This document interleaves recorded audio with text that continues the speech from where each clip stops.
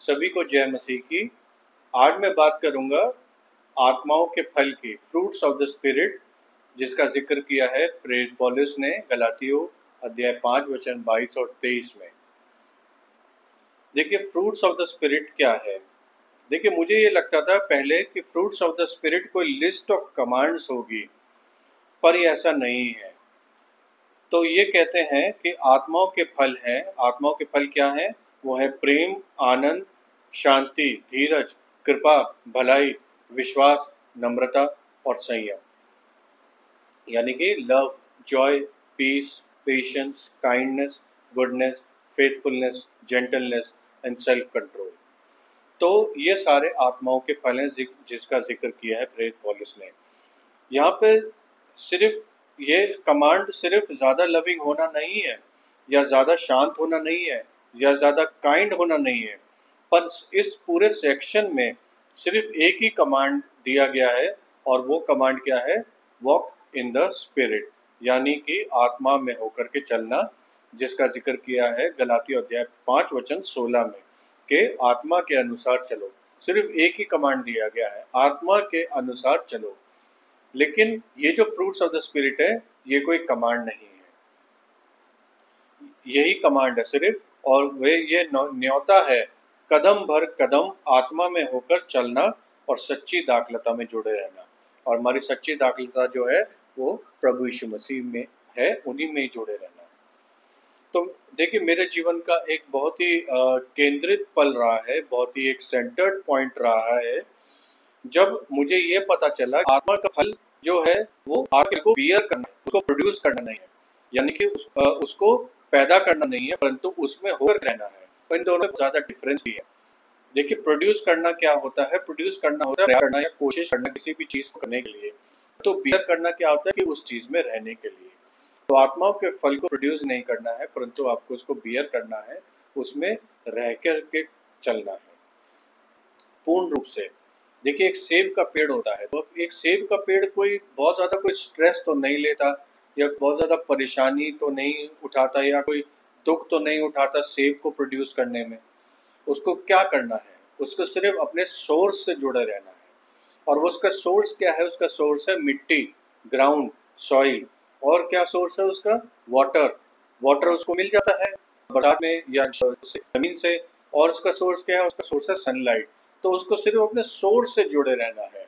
Source से जुड़ा रहेगा तो अपने आप उसका फल आ जाएगा। उसको कुछ नहीं करना, उसको स्ट्रेस नहीं करना, कुछ नहीं करना, परेशानी नहीं उठानी, दुख नहीं करना, उसको अपने सोर्स से रहना, तो वैसे ही फ्रूट करेगा। तो वैसे ही हम लोग जीवन है, इंसानों का भी जीवन बिल्कुल ऐसा ही है कि हमें सिर्फ अपने सोर्स से जुड़े रहना है, और हम अपने आप फल को उसमें ले आएंगे, पैदा करेंगे और उसको बियर करेंगे। तो उसी प्रकार से आत्मा के अनुसार चलना है, और फल अपने आप हमारे जीवन में नजर आएंगे। बिल्कुल हमें आत्मा के अनुसार चलना है, यही हमारा सोर्स है। अपने आप फल हम लोग पैदा करेंगे। लेकिन हाँ, प्रभु यीशु मसीह को फॉलो करने में देखिए काम तो पड़ता है, बिल्कुल। और वो क्या है कि लगता है पर हम परमेश्वर के अप्रूवल के लिए काम नहीं करते हैं, परंतु उन अप्रूवल से काम करते हैं, उनके अप्रूवल से काम करते हैं। हम अपने अंदर फलों को इसलिए नहीं ग्रो करते कि अब परमेश्वर का हमको फेवर मिले, या अप्रूवल मिले, या उनका अफेक्शन मिले। ये सब तो आपको वैसे ही मिल जाएगा जब आप सॉइल से, यानी सोर्स से जुड़े रहेंगे। और वो सोर्स क्या है? आपकी आत्मा। आत्मा के अनुसार चलिए, तो वही आपका सोर्स है, उसके अनुसार चलिए, पहले स्थान पर उसी को ही रखिए। किसी चीज से जुड़े हैं और उस समय उत्पन्न होंगे, ये चीज मायने रखती है। बिल्कुल हम किस चीज से जुड़े हैं, जिस चीज से जुड़ेंगे वैसा ही फल आएगा। जैसे प्रभु यीशु मसीह ने कहा था ना कि जो निकम्मा पेड़ अच्छा फल नहीं दे सकता, अच्छा पेड़ निकम्मा फल नहीं दे सकता। यहाँ पर वही बात हमारे ऊपर भी आती है कि जिस चीज से जुड़े हैं, जिस चीज से जुड़ेंगे वही फल आएगा। अब देखिए, फ्रूट क्या है जो कि आत्मा के फल है, वो क्या? अब यहाँ पे जैसे मैंने बात करी थी, प्रेम, आनंद, शांति, धीरज, कृपा, भलाई, विश्वास, नम्रता और संयम।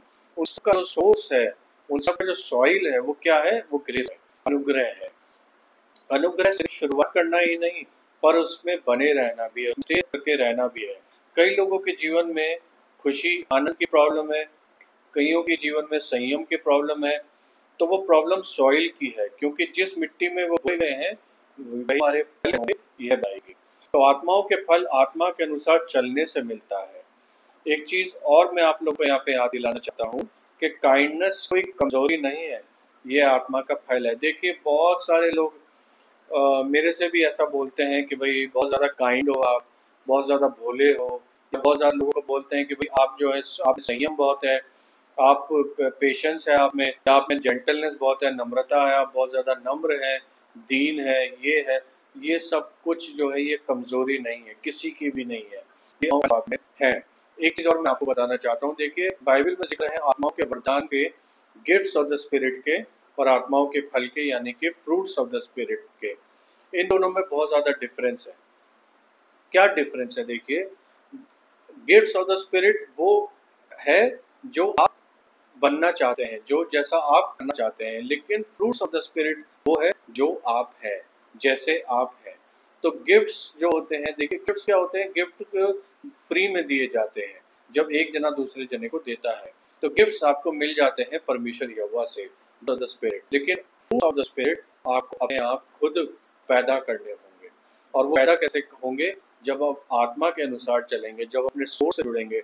आपको फ्रूट्स ऑफ द स्पिरिट कोई देगा नहीं, कोई गिफ्ट नहीं है ये आपको अपने अंदर पैदा करने पड़ेंगे। सारे 9 आपके फल जिक्र है गलातियों की किताब में, वो आपको अपने अंदर बियर करने पड़ेंगे, तभी आपको गिफ्ट्स ऑफ द स्पिरिट मिलेंगे। फ्रूट्स ऑफ द स्पिरिट से गिफ्ट्स ऑफ द स्पिरिट तो मिल जाएगा, लेकिन गिफ्ट्स ऑफ द स्पिरिट से फ्रूट्स ऑफ द स्पिरिट नहीं मिल सकता। तो इन दोनों में डिफरेंस है, इस बात को समझिएगा। पहले आप अपने अंदर फ्रूट्स ऑफ द स्पिरिट लाइए, और ये कोई बड़ी चीज नहीं है, कोई मुश्किल नहीं है। 9 चीजें हैं और ये जीवन को बहुत अच्छा बनाती हैं।